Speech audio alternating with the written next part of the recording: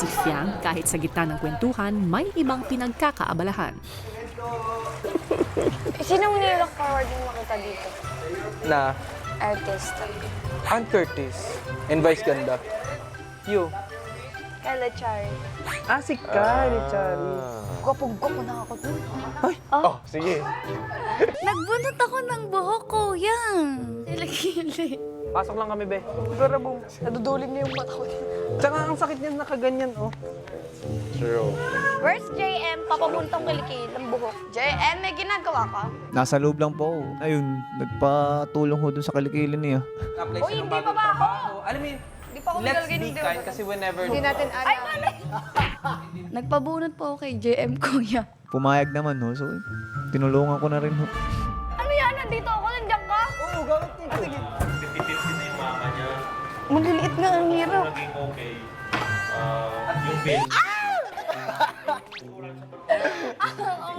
Huwag kang malinis yan. First time ko nga hong gawin yun eh. Binibigla. Oh! Ipunin natin. Mamaya! Kay JM naman, close ko po si JM. Tropang-tropa na, ganon, kuya. Alam mo yung kilikili. Doon na nga sa labas. Kuya, ano may kapalit yon yung pagbunot na yon? May ilan ang tinapay mo? Tatlo. Isa ko dun, oh. Wala akong tinapay kuya, gusto kong kumain ng tinapay. Ang liit naman niya. Pag malapitan, kitang-kita nyo yung mga panang ipis dun sa kilikili ni Piang. Kadiri eh. Pinapaano ko sa kanya, pinapabata ko para mas makuha ko ng pulido. Walang. Ba yan? Ang tagal.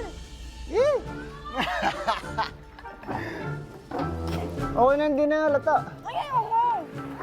Inaasar niya ako na okay na yan. Nakakaduling ho eh. Ang buhay to.